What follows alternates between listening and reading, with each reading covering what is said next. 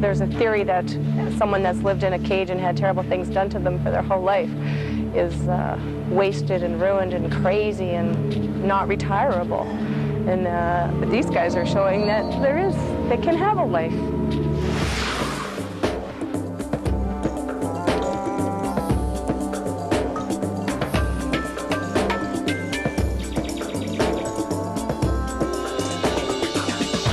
Today on Animal Tracks, making a home for chimpanzees. These guys deserve it so much. More than 1,000 chimps in North America are being used for medical research. But where do they go when that research is finished? We'll watch as chimps arrive at their new home near Montreal.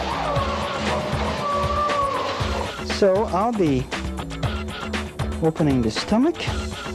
And a truly inside look at an animal pathologist. Who does the autopsies when animals die? We'll hear about some real-life detective work on the wild side.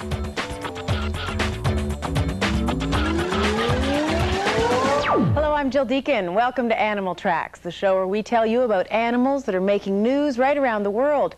We begin tonight with a growing problem that pits compassion against cold, hard reality. Around North America, in private and public labs, about 1,500 chimpanzees are being used for medical research.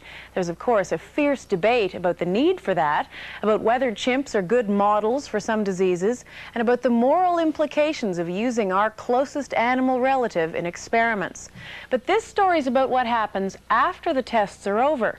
Increasingly, labs are trying to retire their chimps to find other ways to do their research. But where does a chimp go when a lab no longer wants it?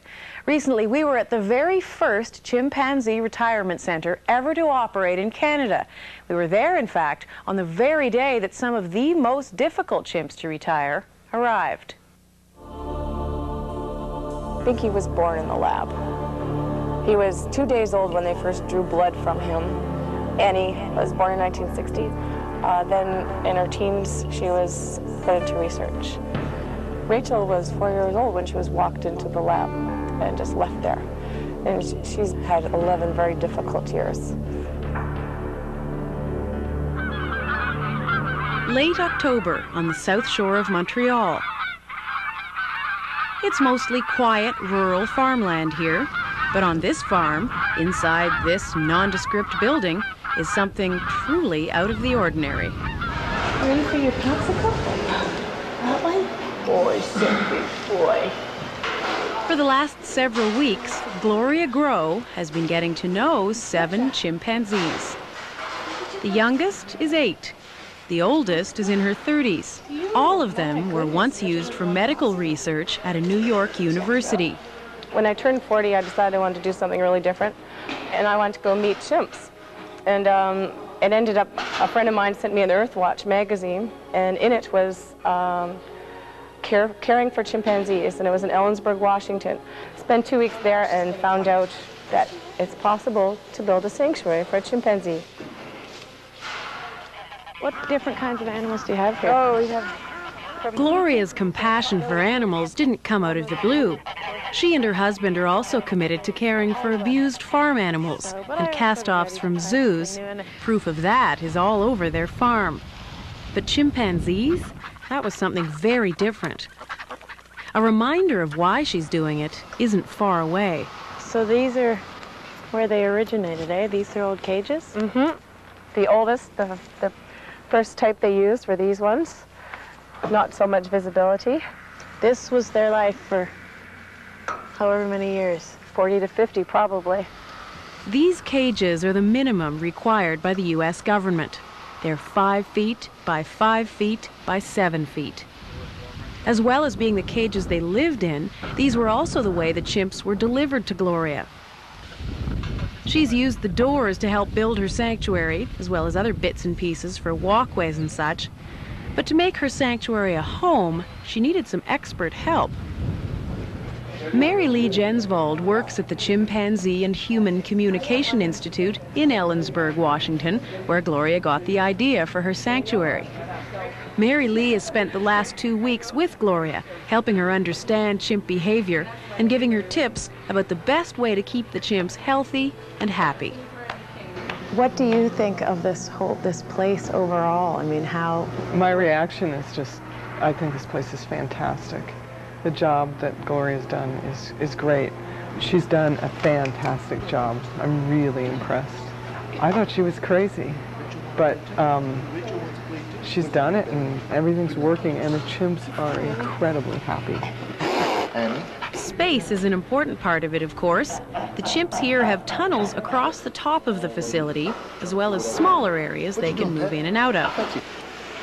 But there's a lot more to keeping a chimp active than just giving it space.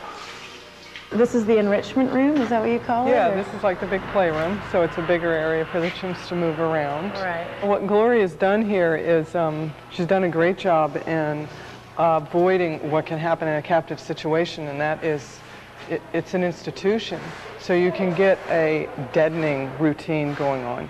And over here there's a chimp on the wall, and one of the volunteers told me that the chimps that are living here, the residents, were touching that picture. So they are responding to what's on the wall. It's funny. It really does feel like we're at nursery school or a daycare, you know, feeding, but that's great. Preparing lemonade. You know, that means, if you have that feeling, then that means that Gloria is really, really successful at what she's doing. Because hopefully the chimps have that sense too. It means it's not sterile. It means it's a stimulating environment. People aren't allowed into the enrichment area with the chimps. But when the chimps are let in, they have an obvious interest in the food, the toys, and the space they have to explore. What have been the most difficult things for you so far? Getting the building finished. That's been a real stress. These guys have had to live with welders and, you know, unfinished stuff and no routine. Our worry, too, is if something happens to someone and how we're going to deal with that, like medically. Say we had a big fight. I mean, they're just working out their social group. They haven't lived together ever before. And if we had a rip or a wound that we had to stitch or something, then we'd have to get that person out and do something to them. And then they'd feel that they're back to the same thing again, you know? You know, we were worried, what would we do if we had to start knocking folks down? How would we deal with that? You know, the last thing we want to do is use our trust to get them to come over for an injection or something like that. How the chimps relate to each other and how the humans try to help, it's all complicated enough with 7 chimpanzees. But today, 5 more are added to the equation.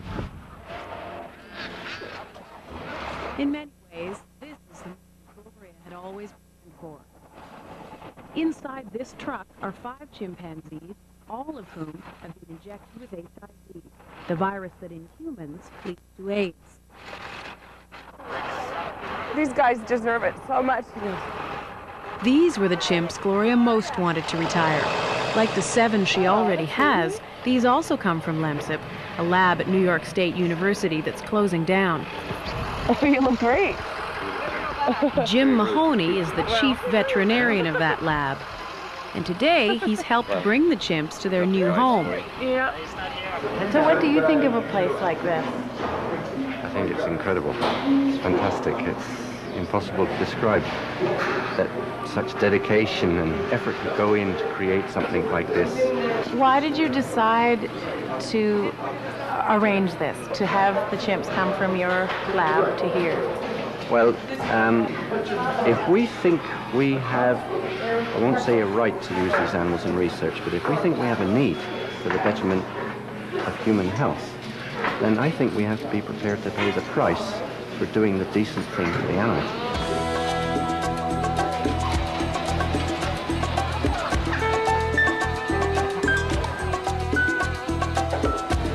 Poor fella. Oh, he's so thirsty.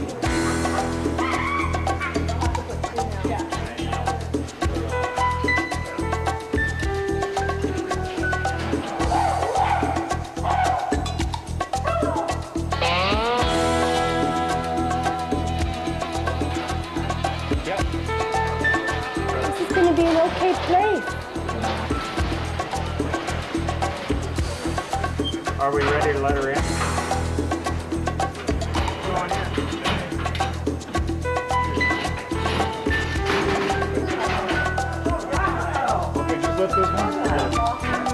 Good. Put her down. Because these chimps have HIV, they will never have physical contact with the first group. That presents problems for Gloria. She's had to give them their own enrichment area, and moments after they're released, they begin tentatively to explore it. Using blankets to build a sleeping nest is also a first sign the new chimps are settling in.